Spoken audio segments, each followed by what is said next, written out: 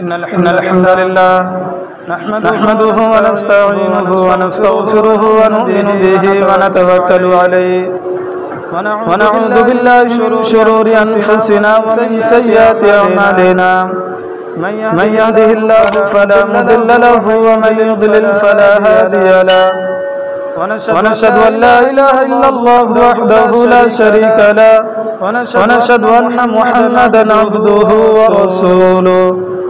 أما بعد فأعوذ بالله من الشيطان الرجيم بسم الله الرحمن الرحيم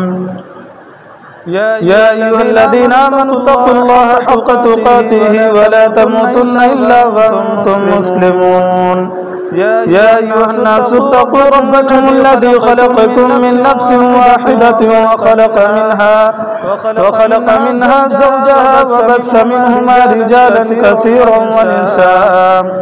واتقوا الله الذي تساءلون به والأرحام إن الله كان عليكم رقيبا يا أيها الذين آمنوا اتقوا الله وقولوا قولا سديدا يصلح لكم أعمالكم ويغفر لكم ذنوبكم ومن يطع الله ورسوله فقد فاز فوزا عظيما أعوذ بالله من الشيطان الرجيم يوم نقول لجهنم هل امتلأت وتقول هل من مزيد وأزلفت الجنة للمتقين غير بعيد هذا ما توعدون لكل أواب حفيظ من خشي الرحمن بالغيب وجاء بقلب منيب ادخلوها بسلام ذلك يوم الخلود لهم ما يشاءون فيها ولدينا مزيد أما بعد فإن خير الحديث كتاب الله وخير الهدي هدي محمد صلى الله عليه وسلم وشر الأمور محدثاتها وكل محدثة بدعة وكل بدعة ضلالة وكل ضلالة في النار أعوذ بالله من الشيطان الرجيم إن عدة الشهور عند الله 12 شهرا في كتاب الله يوم خلق السماوات والأرض منها 4 حرم ذلك الدين القيم فلا تظلموا فيهن أنفسكم وقاتلوا المشركين كافة كما يقاتلونكم كافة واعلموا أن الله مع المتقين وقال تعالى في موضع آخر ولله على الناس حج البيت من استطاع إليه سبيلا ومن كفر فإن الله غني عن العالمين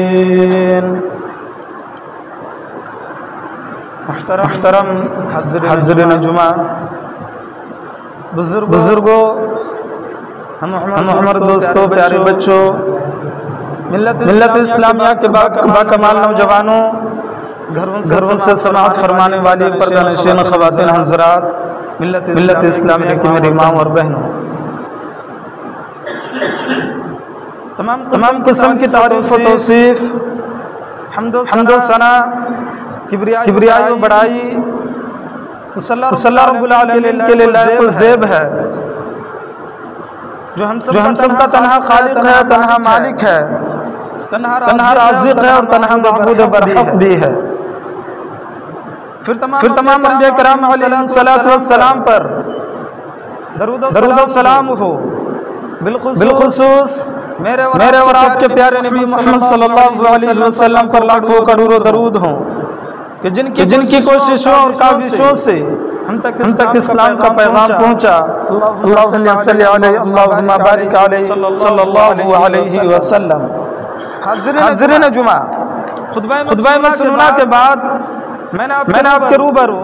قرآن کریم کے ایک آیت کی تلاوت کی ان عدت الشہور عند اللہ 12 شہر فی کتاب اللہ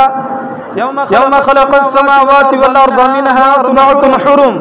ذلك الدين القيم فلا تظلموا فيهن انفسكم اللہ تبارک و تعالیٰ کا شکر ہے کہ اللہ تبارک و تعالیٰ نے شریعت محمدیہ کے اندر اسلامی شریعت کے اندر اللہ تبارک و تعالیٰ نے 2 عیدیں مسلمانوں کے لیے 2 خوشیوں کا مقام دیا ہے اور ابھی تقریباً 2 مہینے قریب ہم نے ایک عید الفطر منایا اور اب دوسری عید عید الاضحیٰ کی تیاری میں آج ساری دنیا بھر کے مسلمان مصروف ہیں، منہمک ہیں، اور غالباً آج ذی قعدہ کی 27ویں تاریخ ہے۔ بہت ہی جلد ان قریب ہم ذی الحجہ کے اندر داخل ہونے والے ہیں۔ اسی مناسبت سے میں آپ کے روبرو ماہ ذی الحجہ کی اہمیت، فضیلت اور عشرہ ذی الحجہ کی اہمیت، فضیلت اور اس کے بعد جو آنے والا 10ویں تاریخ کو قربانی ہے، اس سلسلے میں کچھ باتیں یا کچھ اشکالات جو عوام الناس کے لوگوں کے ذہنوں میں پائے جاتے ہیں، ان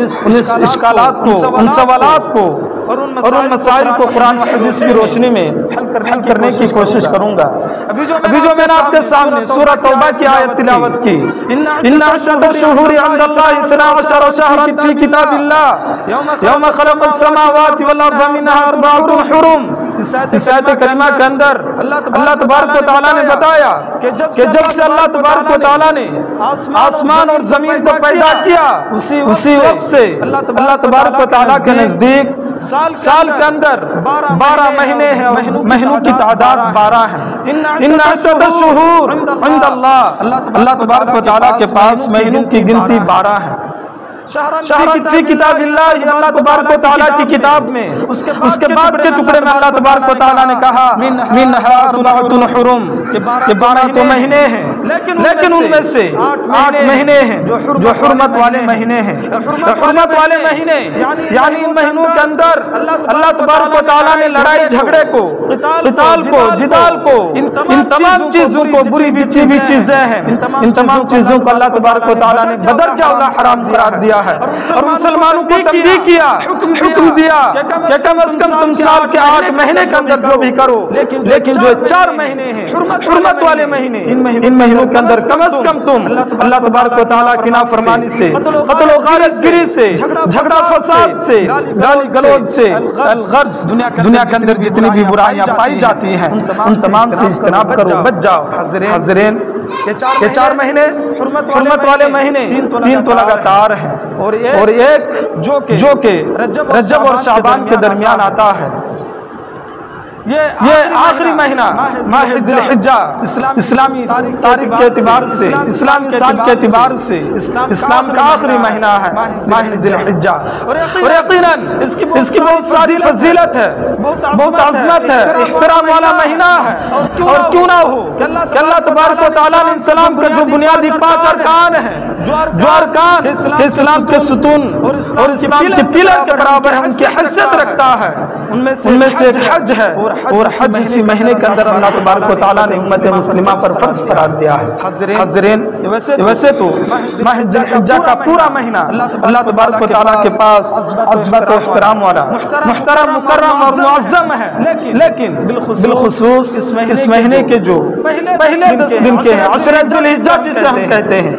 1 ذی الحجہ سے لے کر 10 ذی الحجہ تک، یہ اللہ تبارک و تعالیٰ کے پاس کچھ اور ہی زیادہ رحمتوں اور فضیلتوں کا دن ہے، اور اللہ تبارک و تعالیٰ نے اس کو کچھ خصوصی طور پر اہمیت اور فضیلت دی ہے۔ کیا وجہ ہے، کیا اسباب ہے کہ اللہ تبارک و تعالیٰ نے ماہ ذی الحجہ تو ویسے مکمل مہینہ، حرمت والا مہینہ ہے، لیکن اس کے باوجود شروع کے 10 دن کو، عشرہ ذی الحجہ کو، اللہ تبارک و تعالیٰ نے، اللہ کے نبی صلی اللہ علیہ وسلم نے اتنی عظمت اور فضیلت والا قرار دیا ہے۔ اللہ کے نبی صلی اللہ علیہ وسلم کی حدیث ہے، ما من ایام العمل الصالح فيها احب الى الله من هذه الايام، یعنی ایام العشر۔ قالوا یا رسول اللہ ولا الجهاد في سبيل الله، قال ولا الجهاد في سبيل الله الا رجل خرج بنفسه وماله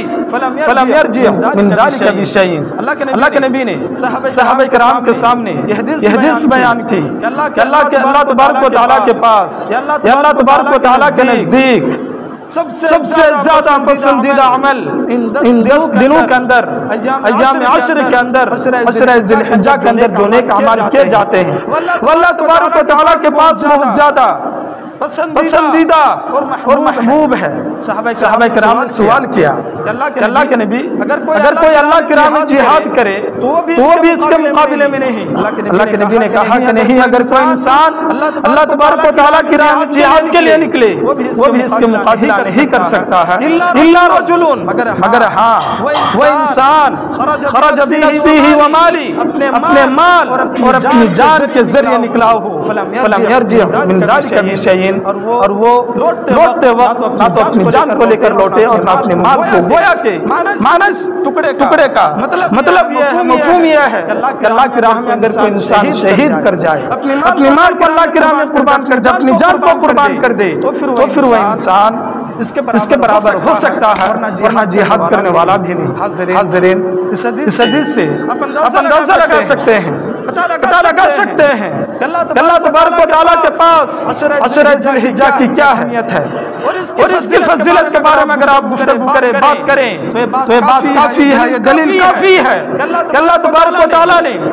10 دنوں کی عشرہ ذی الحجہ کی قسم کھائی ہے قرآن کریم کے اندر، والفجر ولیال عشر، قسم ہے فجر کی اور 10 راتوں کی۔ مفسرین کرام نے باتفاق آرا یہاں پر ولیال عشر سے مراد یہ 10 راتیں ذی الحجہ کی ابتدائی 10 دنوں کو مراد لیا ہے۔ حاضرین، جب اللہ تبارک و تعالیٰ کی ذات کسی چیز کی قسم کھاتا ہے تو اس کی عظمت کو اور اس کی فضیلت کو، اس کی اہمیت کو مزید اجاگر کرنے کے لیے، ورنہ اللہ تبارک و تعالیٰ کی ذات صادق ہے، اللہ تبارک و تعالیٰ کی ذات سچائی پر ہے۔ اللہ تبارک و تعالیٰ کو کسی چیز کی قسم کھانے کی ضرورت نہیں، ویسے ہی اگر اللہ تبارک و تعالیٰ کہہ دے تو اس میں کوئی شک و شبہ کی گنجائش نہیں، لیکن باوجود اس کے کہ اگر رب کائنات قسم کھاتا ہے تو محض اس لیے کہ اس کی اہمیت کو، اس کی فضیلت کو اجاگر کرنے کے لیے، ثابت کرنے کے لیے، لہذا اللہ تبارک و تعالیٰ کا قسم کھانا اس بات کی دلیل ہے عشرہ ذی الحجہ کی اللہ تبارک و تعالیٰ کے پاس بہت زیادہ اہمیت ہے۔ ایک دوسری حدیث کے اندر بھی اللہ کے نبی صلی اللہ علیہ وسلم نے کہا ان افضل ایام الدنیا ایام العشر، اللہ تبارک و تعالیٰ کے نزدیک، اللہ تبارک و تعالیٰ کے پاس دنیا کے جتنے بھی دن ہیں ان تمام دنوں میں ماہ ذی الحجہ کے جو شروع کے 10 دن ہیں، عشرہ ذی الحجہ جو ہے یہ اللہ تبارک و تعالیٰ کے پاس بہت زیادہ فضیلت والے ہیں۔ حاضرین، اس لیے بھی کہ مہینہ جب آتا ہے تو علامہ ابن حجر اسقلانی نے سبب بیان کرتے ہوئے فتح الباری کے اندر انہوں نے لکھا ہے کہ آخر کیا سبب ہے کہ اللہ تبارک و تعالیٰ نے اس مہینے کو اور بالخصوص عشرہ ذی الحجہ کو اتنی اہمیت اور فضیلت دی ہے، تو سبب بیان کرتے ہوئے لکھتے ہیں کہ سبب یہ ہے، سب سے بڑا سبب یہ ہے کہ اللہ تبارک و تعالیٰ نے اس مہینے کے اندر اور بالخصوص اس عشرے کے اندر وہ ساری کی ساری عبادتیں اللہ تبارک و تعالیٰ نے جمع کر دی ہیں جو دیگر کسی مہینے کے اندر نہیں۔ مثال کے طور پر نماز، صدقہ، حج، قربانی، روزہ، تمام کی تمام چیزیں آپ غور کیجئے، کسی بھی مہینے کے اندر یہ تمام کی تمام عبادتیں ایک ساتھ جمع نہیں ہوتی ہیں، لیکن جب ذی الحجہ کا مہینہ آتا ہے تو اللہ تبارک و تعالیٰ نے تمام عبادتوں کو اس مہینے کے اندر جمع کر دیا، لہذا ضرورت ہے ویسے بھی انہی 10 دنوں کے اندر عرفے کا ایک دن آتا ہے جو اصل حج کا دن ہوتا ہے۔ حجاج کرام اصل حج کا دن اور مناسک حج کو ادا کرتے ہیں، یوم عرفہ کہا جاتا ہے، اور اسی دن اللہ تبارک و تعالیٰ نے اسلام کو، دین اسلام کو مکمل کیا تھا۔ قرآن کریم کے اندر آپ مطالعہ کریں گے، پڑھیں گے تو آپ کو پتہ چلے گا اليوم اکملت لکم دینکم واتممت علیکم نعمتی ورضیت لکم الاسلام دینا، کہ اللہ تبارک و تعالیٰ نے یوم عرفہ کے دن ہی دین اسلام کو مکمل کیا تھا۔ حاضرین،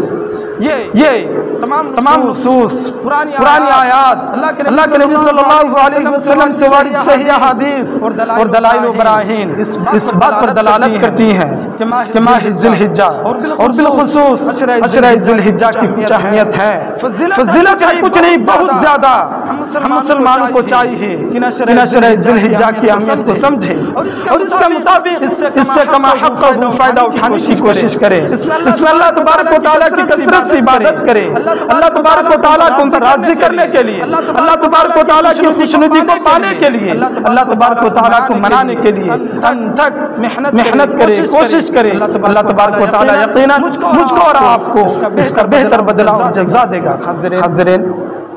اب آئیے ہم کچھ ان باتوں پر غور کرتے ہیں کہ آخر ان مہینوں کے اندر مجھ کو اور آپ کو کیا کیا اعمال کرنی چاہیے۔ سب سے پہلی بات تو یہ کہ اس مہینے کے اندر اور اس عشرے کے اندر اب چاہے جو بھی نیک اعمال کرے، اللہ تبارک و تعالیٰ بہت ہی زیادہ قدر و منزلت کی نگاہ سے آپ کے اعمال کو دیکھے گا۔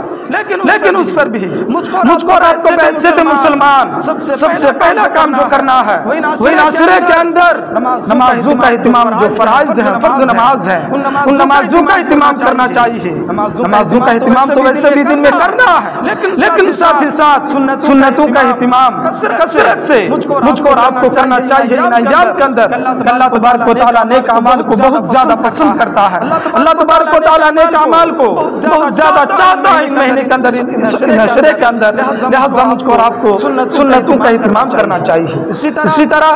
نوافل کا بھی مجھ کو اور آپ کو میرے اور آپ کی زندگی کے اندر نافذ کرنی چاہیے، اس لیے کہ نوافل ہے جو اللہ تبارک و تعالیٰ کا تقرب حاصل کرنے کا ایک بہترین ذریعہ ہے۔ یہ نوافل کے ذریعے ہم اور آپ اللہ تبارک و تعالیٰ کے نزدیک ہو سکتے ہیں، قریبی ہو سکتے ہیں۔ اللہ کے نبی صلی اللہ علیہ وسلم نے حدیث کے اندر کہا وَمَا يَزَالُ عَبْدِي يَتَقَرَّبُ إِلَيَّ بِالنَّوَافِلِ حَتَّى أُحِبَّهُ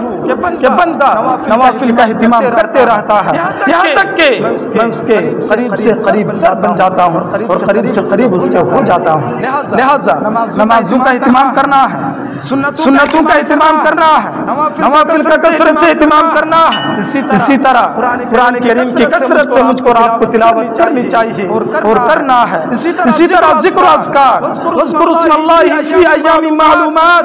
ایام معلومات سے مراد بھی مفسرین نے عشر ذی الحجہ مراد لیا ہے، اور اس میں اللہ تبارک و تعالیٰ نے کہا کہ میرا نام تم کثرت سے لیا کرو، مجھ کو کثرت سے یاد کیا کرو۔ لہذا حدیث کے اندر بھی آتا ہے اللہ کے نبی صلی اللہ علیہ وسلم بذات خود اور اپنی امت کو بھی اس بات کی تاکید کیا کرتے تھے، عشر ذی الحجہ داخل ہونے کے بعد تسبیح، تحلیل، تحمید، ان ساری چیزوں کا تم الغرض اللہ تبارک و تعالیٰ کے نام کا، اللہ تبارک و تعالیٰ کا ذکر و اذکار کثرت سے کیا کرو۔ حاضرین، اس مہینے کے اندر جو ایک اہم عبادت کی جاتی ہے وہ یوم عرفہ کا روزہ ہے۔ یوم عرفہ کے روزے کے سلسلے میں اللہ کے نبی صلی اللہ علیہ وسلم نے حدیث کے اندر فرمایا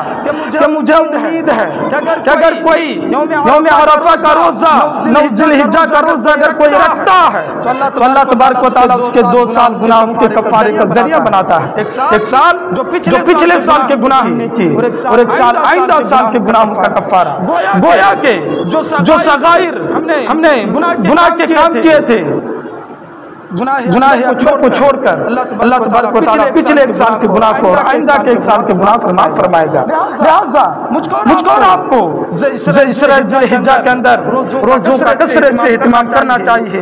اور بالخصوص عرفہ کے دن یوم عرفہ کے روزے کا اہتمام مجھ کو اور آپ کو 9 ذی الحجہ کو کرنا چاہیے۔ ایک معمولی سی آفر ہے، ایک دن کے روزے کی وجہ سے اگر اللہ تبارک و تعالیٰ میرے اور آپ کے مکمل 2 سال کے گناہوں کا کفارہ اگر اس روزے کو بناتا ہے تو مجھ کو اور آپ کو اس کی قدر کرنی چاہیے۔ اس کے بعد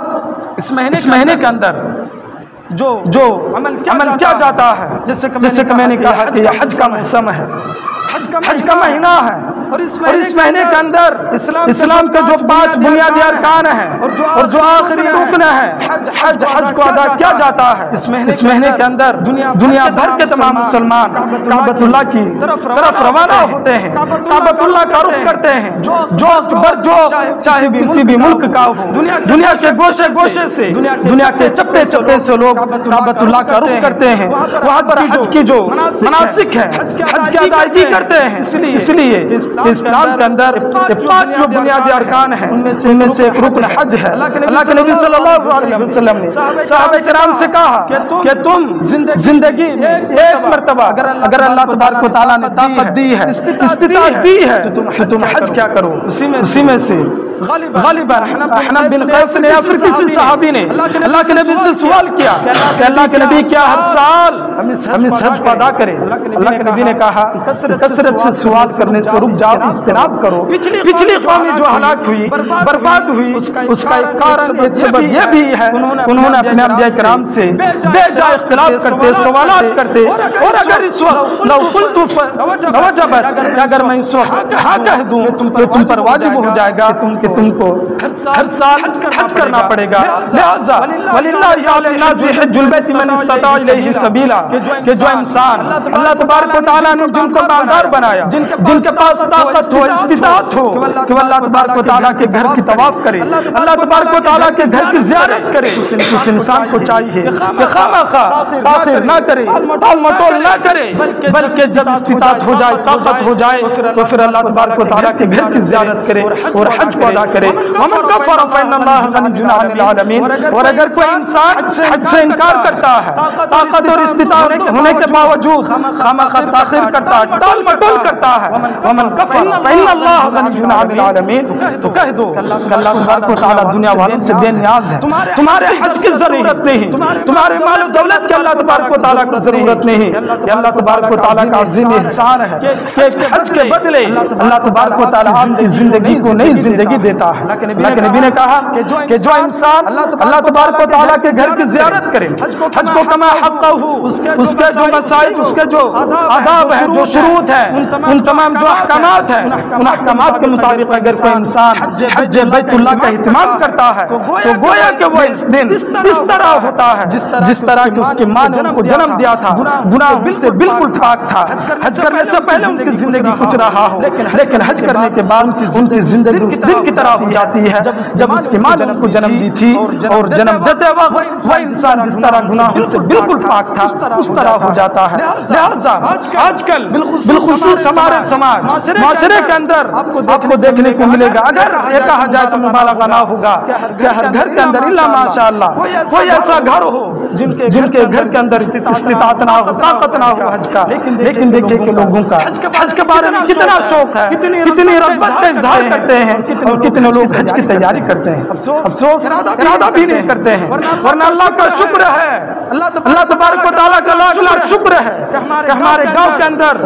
غالباً آپ کو 95% گھر ایسے ملیں گے کہ جن کے سرپرست، جن کے ماں باپ حج کر سکتے ہیں۔ اللہ تبارک و تعالیٰ نے ان کو طاقت دی ہے۔ حاضرین، اسی طرح اس مہینے کے اندر اور عشرہ ذی الحجہ کے اندر داخل ہونے کے بعد مختصراً قربانی کے سلسلے میں انشاءاللہ آئندہ جمعہ پھر گفتگو کروں گا۔ ایک اہم جو کام ہم کرتے ہیں وہ قربانی ہے۔ قربانی کا اصل مفہوم یہ ہے، قربانی کسے ہیں؟ قربانی کا مطلب کہ اللہ تبارک و تعالیٰ کی رضا کے لیے، اللہ تبارک و تعالیٰ کی خوشنودی کو پانے کے لیے جانوروں کو، گائے ہو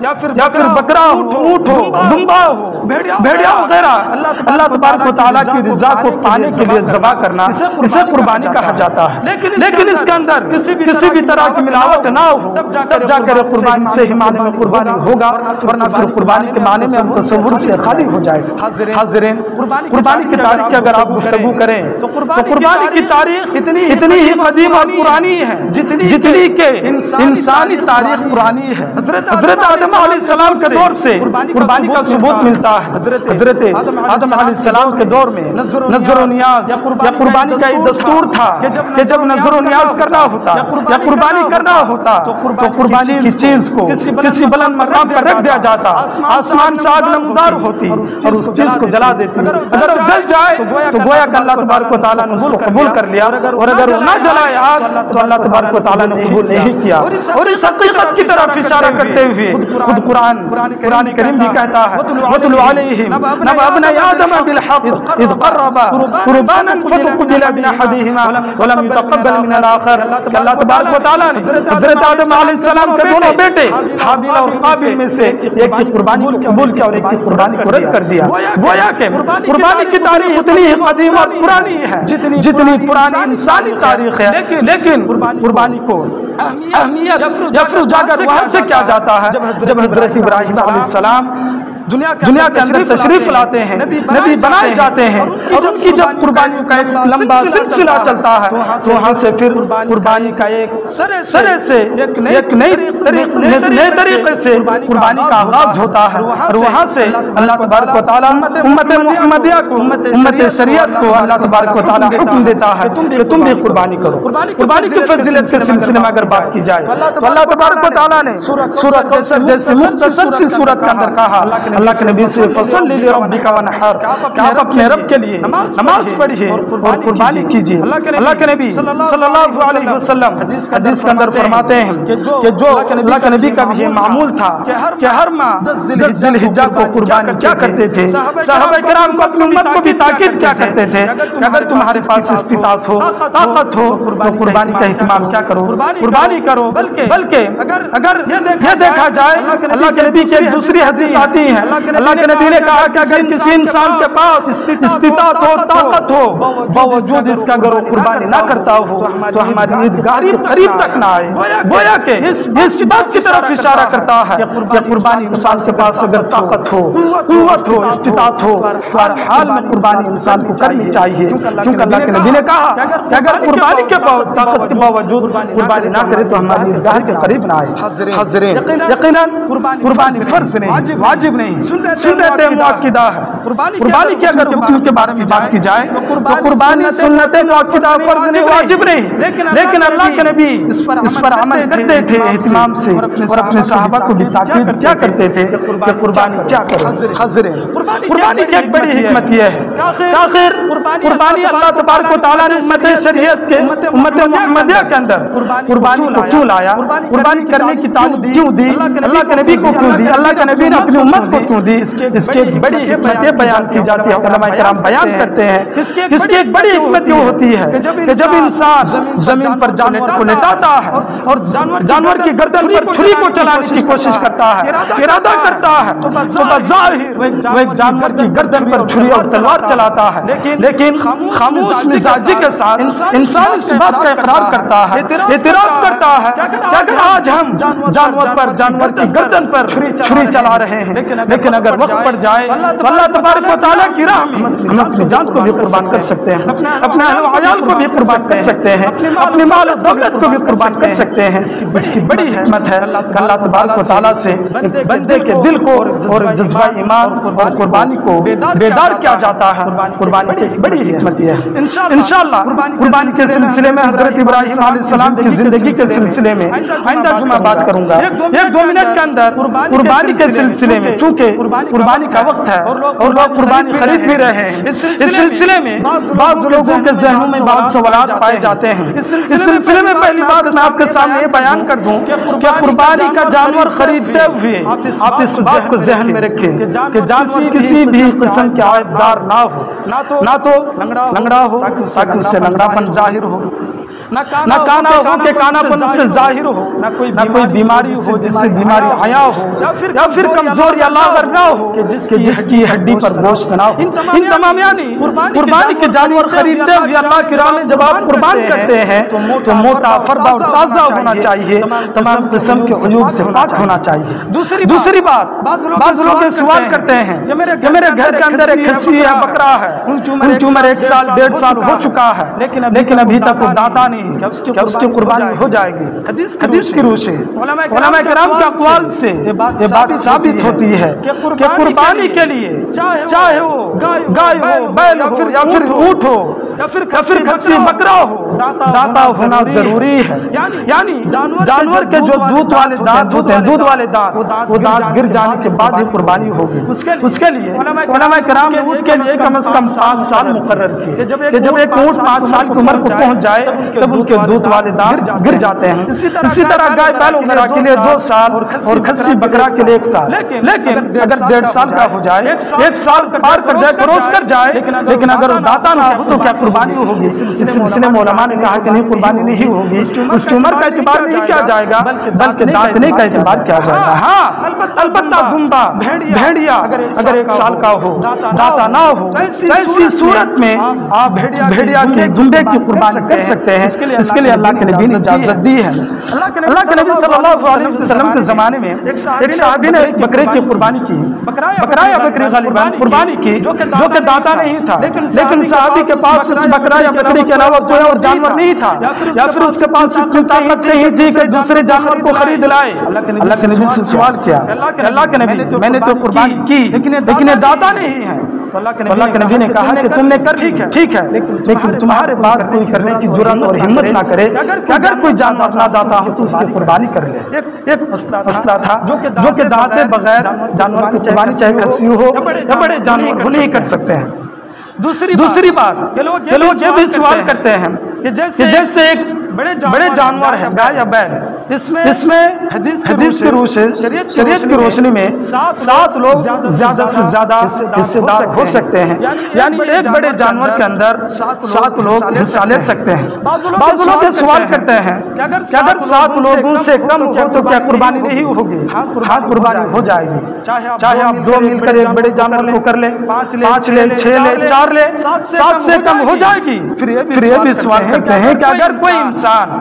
8 کو شامل کر لے تو کیا قربانی ہو جائے گی؟ اس پر علماء کرام نے فتویٰ دیا ہے کہ اگر کوئی شامل کر لیتا ہے تو شامل کرنے کی صورت میں سبوں کی قربانی درست نہیں ہوگی، قربانی نہیں ہوگی، بلکہ ویسے ہی جانور کو کھانے کی طرح ہوگا، قربانی نہیں ہوگی۔ تو مختصر یہ 7 لوگوں سے بھی کم، 6، 4، 5 دن میں بھی آپ بڑے جانور کو قربان کر سکتے ہیں، البتہ گوشت کو برابر تقسیم کریں گے، لیکن 7 سے زائد نہ ہو۔ اسی طرح ایک سوال کہ ہمارے سماج کے اندر پایا جاتا ہے کہ ہمارے آبا و اجداد، ہمارے دادا دادی، نانا نانی، چاچا چاچی انتقال کر چکے ہیں، کیا ان کی جانب سے قربانی کر سکتے ہیں؟ حالانکہ ان کی جانب سے قربانی کیا بھی جاتا، قربانی کرتے بھی ہیں، قربانی کر سکتے ہیں۔ اس سلسلے میں میں نے ایک حد تک اس پر تحقیق کرنے کی کوشش کی، مکمل 3-4 دن تک علماء کرام سے بھی رجوع کیا، دکاترہ سے، اپنے دوست و احباب سے بھی رجوع کیا، اور مجھے بھی جو چیز ملی علماء کرام کے درمیان اختلاف ہے۔ بعض علماء اس بات کے قائل ہیں کہ ہم میت کی جانب سے قربانی کر سکتے ہیں، اور بعض علماء اس بات کے قائل ہیں کہ میت کی جانب سے قربانی نہیں کر سکتے ہیں۔ البتہ ہوتا یہ ہے کبھی کبھار کہ گھر کے جب کوئی انسان، بڑے انسان انتقال کرنے لگتے ہیں تو وصیت کر جاتے ہیں کہ میرے مرنے کے بعد میری طرف سے اس بار قربانی کر دینا۔ اگر مرنے والے انسان وصیت کر جائے گھر والے کو، ایسی صورت میں گھر والوں کو مرے ہوئے انسان کی جانب سے جنہوں نے وصیت کی تھی قربانی کرنا ان پر واجب ہے، لیکن جو وصیت بھی نہ کرے کیا ان کی طرف سے قربانی کر سکتے ہیں؟ تو جنہوں نے اس کا قائل ہے کہ ہم قربانی کر سکتے ہیں، انہوں نے اللہ کے نبی کی حدیث سے دلیل دی کہ حضرت عائشہ کی حدیث ہے کہ اللہ کے نبی نے حکم دیا کہ ایک موٹا تازہ فرما بھیڑیا لاؤ یا پھر کھسی لاؤ، بکرا لاؤ، میں اس کی قربانی کروں گا۔ اللہ کے نبی کے سامنے جب لا کر دیا، غالباً کالے رنگ کا تھا، لا کر دیا تو حضرت عائشہ سے اللہ کے نبی نے کہا کہ چھری لاؤ، چھری لایا، کھسی کو لٹا دیا گیا۔ پھر اللہ کے نبی نے جو دعا پڑھی وہ یہ بسم اللہ، پھر اپنی جانب سے، آل محمد کی جانب سے اور امت محمد کی جانب سے، گویا کہ اللہ کے نبی نے ایک ہی جانور کے اندر اپنی جانب سے قربانی دی، آل محمد کی جانب سے قربانی دی، محمدیہ کا نام لے کر قربانی دی۔ علماء کرام سے استدلال کرتے ہیں کہ ہاں اس میں امت محمدیہ میں زندہ لوگ بھی شامل ہیں اور مرے ہوئے لوگ بھی شامل ہیں، لہذا میت کی جانب سے قربانی کر سکتے ہیں۔ دوسری بات کہ قربانی کا تعلق جسمانی عبادت سے نہیں ہے، مالی عبادت سے ہے۔ اب جب ایک انسان مر جاتا ہے اس کے مرے ہوئے انسان کے بعد صدقہ جاریہ کے طور پر آپ غربا کو کھانا کھلا سکتے اپنے پیسے سے، کہیں پر اپنے پیسے سے کچھ بنوا سکتے ہیں، کہیں پر اپنے پیسے سے کچھ کر سکتے ہیں، مالی عبادت ہے یہ، تاکہ ان کو ثواب ملے۔ تو یہ بھی قربانی مالی عبادت ہے، جسمانی عبادت نہیں، مال کے ذریعے قربانی دیتا ہے۔ لہٰذا اگر کوئی انسان میت کی جانب سے قربانی دیتا ہے تو پھر قربانی میت کو ثواب پہنچائے گا اور یہ قربانی کر سکتا ہے، درست ہے۔ واللہ اعلم۔ اس سلسلے میں ابھی انشاءاللہ پھر آئندہ جمعہ آپ کو بالتحقیق ہمارے اساتذہ دکاترہ میں سے ان کو میں نے ایک مضمون کی شکل میں لکھ کر تحریر کیا بھیجا ہے، وہ انشاءاللہ چیک کر کے دیں گے، پھر ان کا جو جواب آئے گا انشاءاللہ آئندہ جمعہ آپ کے سامنے گفتگو کی جائے گی۔ اللہ تبارک و تعالیٰ سے دعا ہے، اللہ تبارک و تعالیٰ ہم تمام کو ماہ ذی الحجہ کی اہمیت فضیلت کو سمجھ کر عشرہ ذی الحجہ کے اندر جو نیک اعمال ہم نیک اعمال کو کرنے کی توفیق عطا فرمائے۔ اللہ تبارک و تعالی ہم تمام کو عید الاضحیٰ کی خوشی اور قربانی کا جو موقع ہے ہماری اور آپ کی زندگی کے اندر نصیب فرمائے۔ اللہ تبارک و تعالی ہم سب کو باحیات رکھے کہ ہم سب مل کر عید کی خوشیاں منا سکے۔ اللہ تبارک و تعالی جو بھی قربانی کا ارادہ کرتا ہے اللہ تبارک و تعالی ان کی نیک نیتوں کو قربانی کو قبول فرما۔ دوسری بات کہ 2-3 دن کے بعد ذی الحجہ کا مہینہ شروع ہو جائے گا۔ جو لوگ قربانی کا ارادہ رکھتے ہیں ان کو چاہیے کہ چاہے بال ناخن یا جسم کے دیگر اعضاء جو بھی ہے ان کو صاف کر لے، بال ناخن کاٹنا ہو کاٹ لے۔ ذی الحجہ کے چاند آنے کے بعد اللہ کے نبی کی حدیث ہے کہ جب تم ذی الحجہ کا چاند دیکھ لو اور قربانی کا ارادہ رکھتے ہو تو تم ناخن بال وغیرہ کاٹنے سے رک جاؤ، لہٰذا عید قربان تک پھر اپنے بال ناخن کو نہیں کاٹیں گے، آپ رک جائیں گے۔ 2-3 دن ہے، آپ اس میں جو بھی تیاری کرنی ہے تیاری کر لیجیے۔ اللہ تعالیٰ ہم سب کو عمل کی توفیق عطا فرمائے۔ وآخر دعوانا الحمدللہ رب العالمین۔ إن الحمد لله نحمده ونستعينه ونستغفره ونؤمن به ونتوكل عليه ونعوذ بالله من شرور أنفسنا ومن سيئات أعمالنا